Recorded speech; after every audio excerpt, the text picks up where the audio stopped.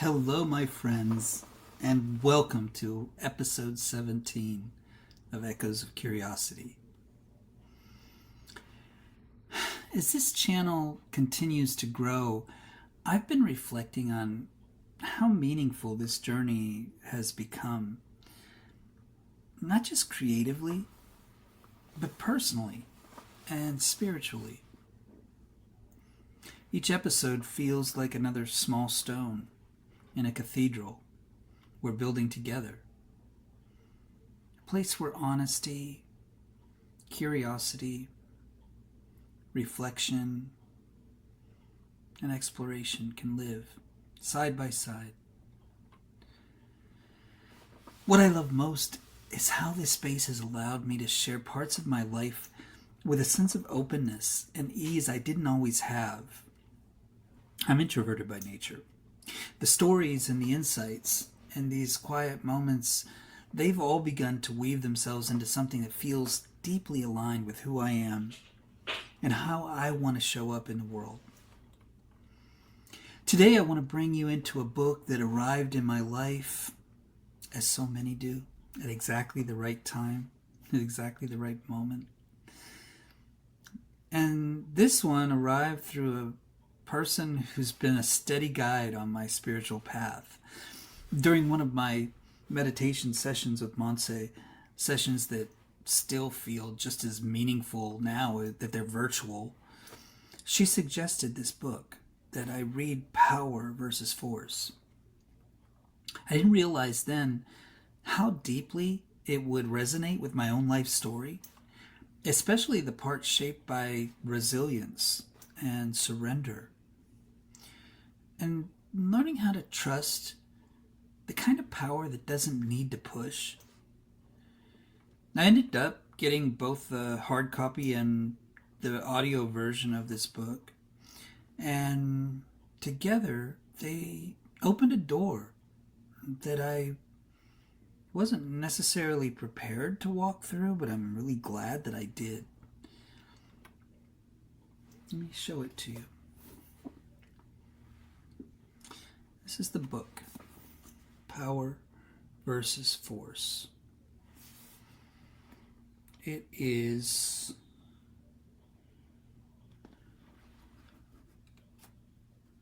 almost 400 pages, but well worth the read, as you'll discover.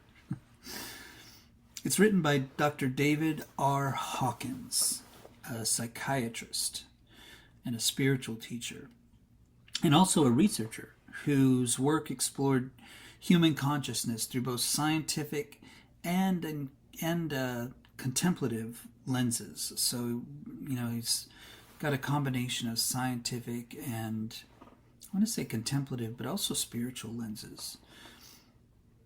Hawkins published many books over the course of his life, each of them expanding on the idea that our inner state, the level of awareness, shapes how we move through the world.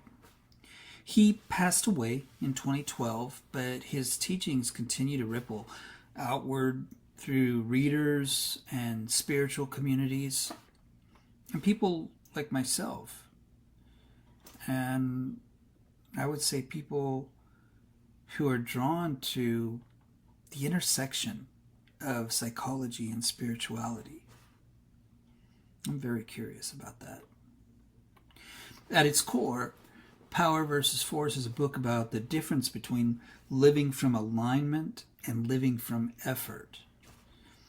He describes power as something that arises naturally from truth and integrity and inner coherence, kind of energy that doesn't need to push. Force, on the other hand, is what happens when ego, with its manipulative, controlling nature, tries to dominate. It's loud, and it's exhausting. Ultimately, it's unsustainable. As these chapters unfolded, I realized how often I let force creep into my own days. Even with my deliberate spiritual practice, it's easy to slip into pushing, striving, trying to manage life instead of just allowing it. Just allowing it. And yet the moment I recognized this pattern, I felt the reminder from my Course in Miracles practice. The ego always wants to steer, but truth doesn't need to. That's one of the reasons that this book resonated so deeply with me. It gave language to something I'd already been living, the shift from effort to alignment, or in other words, from ego to presence, force to power. Seeing those ideas articulated so clearly helped me recognize them more easily in my everyday life. One of the first ideas that struck me in Power versus Force was Hawkins' definition of power. I realized that I'd never associated power with anything positive or gentle before. I mean, it's always been kind of neutral or negative. In my own life, power usually showed up in phrases like, he's drunk with power, or she's power hungry. Those are expressions that made the word feel aggressive and ego-driven, even dangerous. And in the neutral sense, I guess just power as energy, like electrical power or power tools. Hawkins turns that idea completely on its head. He describes power as something rooted in truth, in integrity, and inner alignment. When I read that, there was a shift in perception. I began to see how much of my own journey has been shaped by this more subtle kind of strength. It's a kind of strength that doesn't announce itself. It carries me through difficult seasons with clarity and grace. And in contrast, it defines this force, this word force, as the energy of the ego. So I'm not talking about Star Wars, the Force. I'm talking about ego force. When I look at my own life, I can see how often I slipped into force without even noticing. Force is loud. It's exhausting. It's the part of me that tries to bend life, to bend it to my own will, instead of aligning with what's true. And for me, that thing that's true, that's God. He also introduces the idea of levels of consciousness. It's a chart, and it is copyrighted, so I'm not going to share a screenshot of that, but I'll just describe it briefly here. It's a framework that maps human behavior and emotional states along a spectrum. So along the spectrum, at the lower levels, you've got things like fear and shame and anger. And at the higher levels, we have things like courage and love and peace. I don't look at these levels as literal measurements, but I do find them helpful in understanding how my inner state influences the choices I make and the energy that I bring to the world. I think, this is a very personal thing for me, because that chart is visual, and I am a visual learner. So yeah, it meant something in that respect. And I think what resonated most deeply is how beautifully this aligns with my Course in Miracles practice. I know instinctively how easily the ego tries to steer, how it wants to control the narrative, manage the outcome. It's, the ego, the ego always insists on being right. But truth, real truth, my friends, it doesn't need to force anything. It invites. It simply invites. And it opens. It allows my life to be guided by something bigger. There's an idea in Power versus Force that struck me with surprising force. Interesting that I use that word here. The notion that, every great spiritual tradition begins with pure and luminous truth. Over time, human interpretation can dilute that truth. Cultures shift. Egos always interfere. Fear creeps in. It's a big one. Fear. Suddenly the original message becomes hard to recognize. This has happened with Holy Scripture. I think of that every time I read Bible passages now, particularly in the New Testament, because, those are the words of Jesus. The words of Jesus as they were written by men, handed down through centuries. So that original message, it gets harder and harder to recognize. So when I understood this idea, I really sat up and paid attention. The overriding thing on my mind as I was reading this book was the relationship that I've had with A Course in Miracles for now more than 40 years. It's been my spiritual home. And I'll be honest, I've drifted in and out of practice where it's concerned, but I've always understood the Course as a kind of correction, a recalibration. It's a way of clearing away centuries of misunderstanding so that the original message of Jesus could be heard again without distortion. So the Course, and thankfully so, the Course was never about a new religion. But it also wasn't a replacement.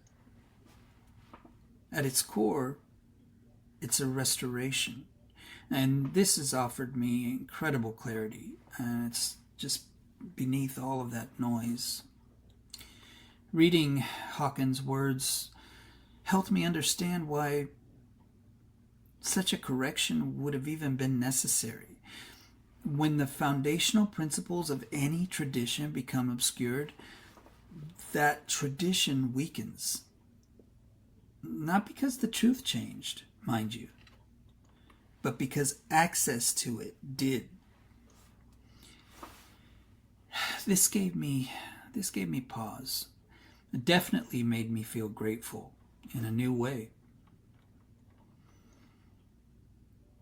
It also made me reflect on how many times we inherit interpretations rather than essence, and how powerful it is when something comes along that clears that fog and lets the original light shine through. Lets it shine through again.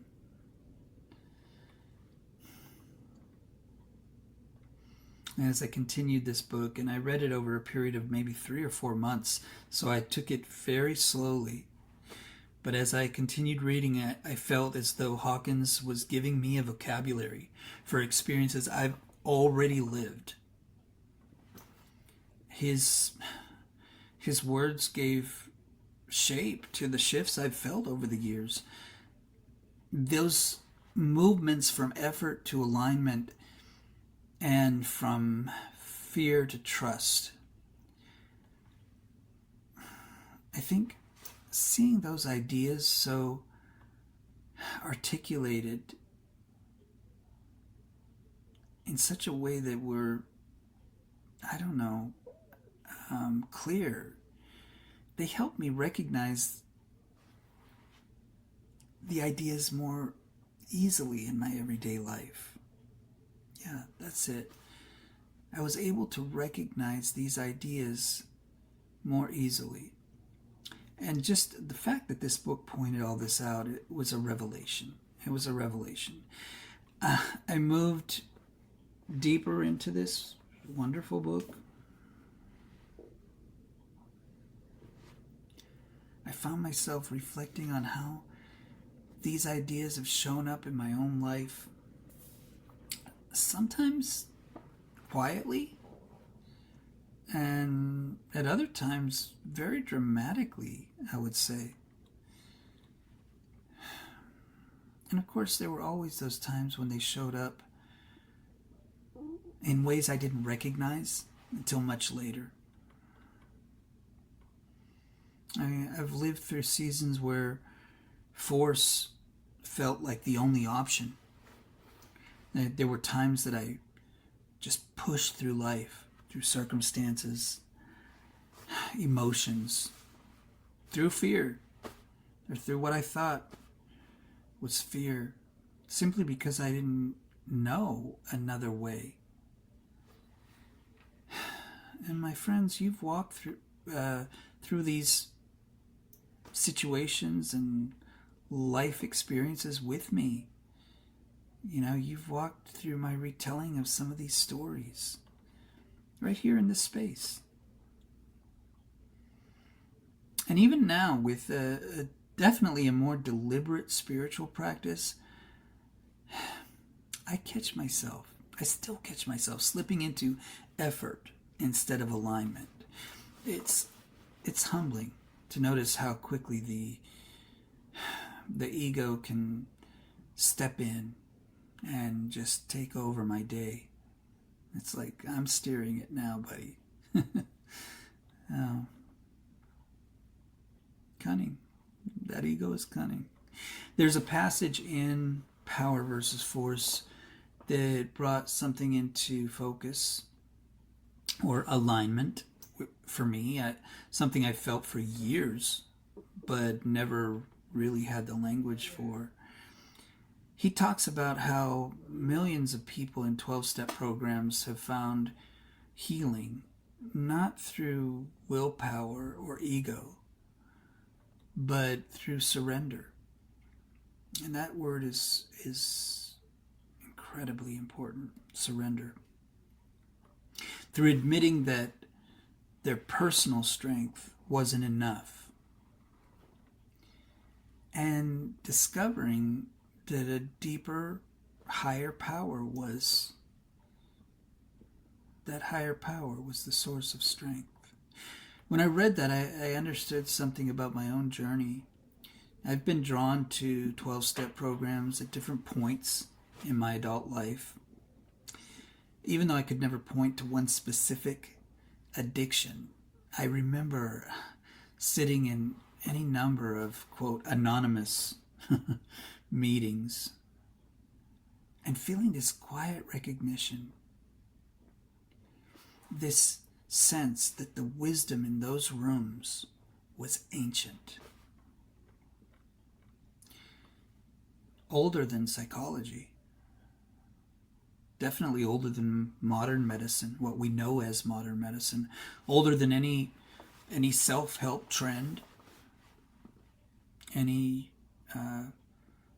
trend of the moment, if you will. It felt like a kind of truth that was uncovered, something that had survived for centuries. These were the kind of doorways, at least for me, that led to these different levels of consciousness. It's easier for me to understand why now. You know, the whole 12-step model isn't built on force. It is built on power. It's connection and reliance on something larger. And again, that to me, personally, is God. And this is the same shift Hawkins describes in the consciousness levels. And I really encourage you to check out, if not the book, just this consciousness levels chart. I mean, you can Google that. It's incredible. It's so revealing. The moment when I stop trying to control everything through fear or pride and decide to open myself up to a higher, more expansive state of being, that is where true power is revealed. And I think, looking back on my life, it wasn't always addiction for me, but the invitation to step out of ego into something truer and older. These programs work because they align with how consciousness actually evolves. They put it all in perspective for me in a new way. I always appreciate that. If I can just see something in a different way, in a new way, it just seems to resonate all the more. My friends, when I look back over my journey, the challenges and the healing, those spiritual moments that I've had with stages of growth, the moments of surrender, I can see how often power was present, even when I didn't have a name for it. The kind of power this author describes, steady, truthful, it's rooted in something larger than me. And that's a big deal. Something larger than me. There were moments when I felt carried by something I couldn't explain. And those were moments when clarity arrived without effort. These were moments when peace showed up in the middle of chaos. And again, I've shared some of those very moments with you. There are moments when I realized I didn't have to push. I just had to listen. I think that's where this book met me so deeply. It didn't introduce new ideas as much as it illuminated experiences I've already lived. It helped me see how often God has been guiding me through this other path, this path of alignment, of trust, of presence. Even when I was convinced I had to do everything myself.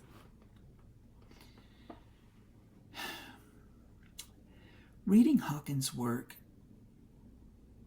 in this book, and it's based so much also on research, it reminded me of something that the Course has reminded me of for years. And that is that the ego's voice may be loud, but it is not the truth.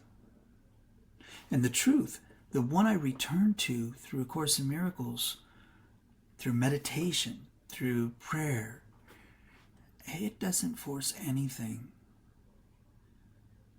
It simply waits for me to recognize it.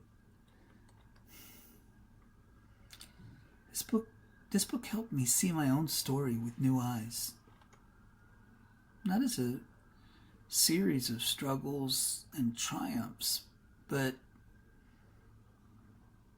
as a journey of learning to trust the quiet kind of power that's been with me all along. And my hope is that if you choose to explore this book, that you'll recognize that very power in yourself. It is a power we all have.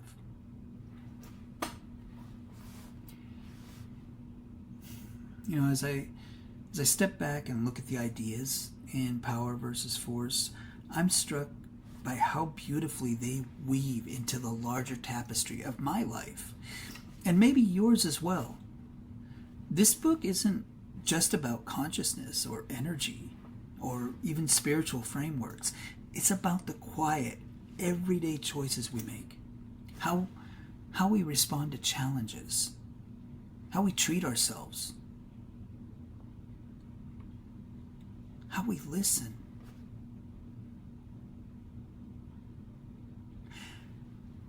I guess, and ultimately, how we trust. When I think about the difference between force and power now, I see it in the smallest moments. the way I begin my morning,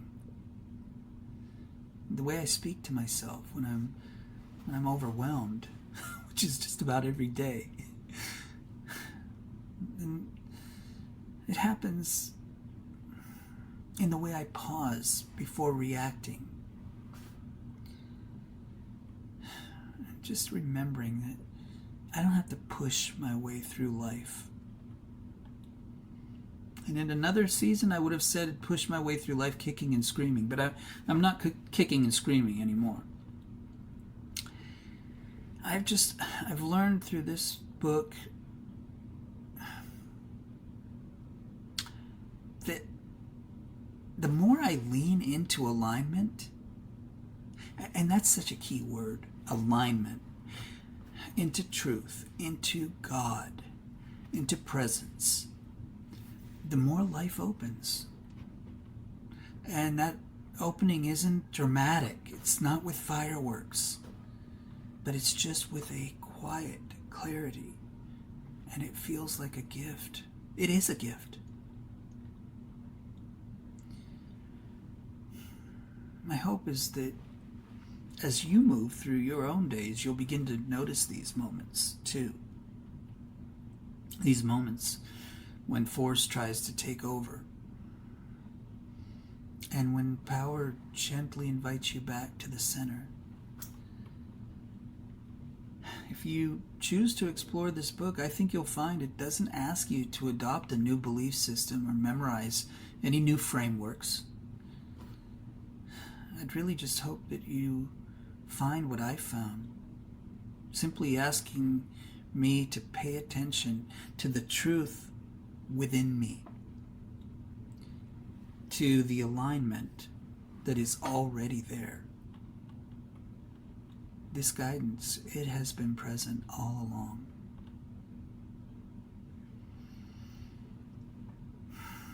And if this time together has offered even one insight, one moment of recognition, a breath of clarity, then I'm grateful. Because this journey that we are on together, you and I, this cathedral we're building, is made of these small, honest moments of awakening.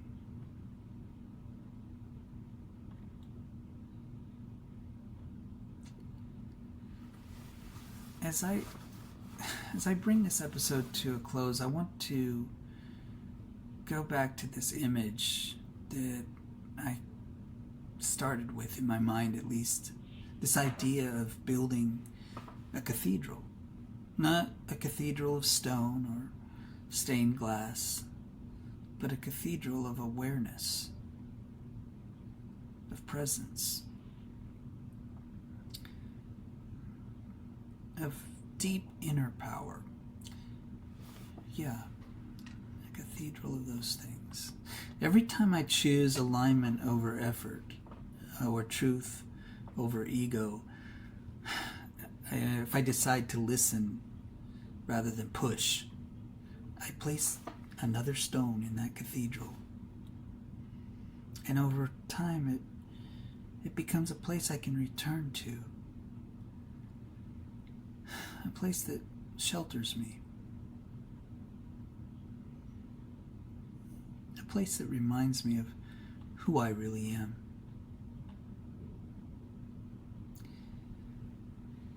Power versus force came to me at a moment when I was ready to see my own life with new eyes. So it arrived just when it was supposed to. And if you choose to explore it, I hope it might help you in a similar way. Not as a set of rules or a system to memorize, but as an invitation to notice the deep strength that's already within you. Thank you, my friends, for spending this time with me, for listening, for reflecting, for being part of this growing cathedral we're building together. Your presence means so much. Please feel free to comment either publicly or privately, or subscribe, or simply revisit me here at this channel, because I'll be coming back. Until next time, my hope is that you will walk in alignment and that you'll trust the quiet voice within and feel that steady power that's been with you all along.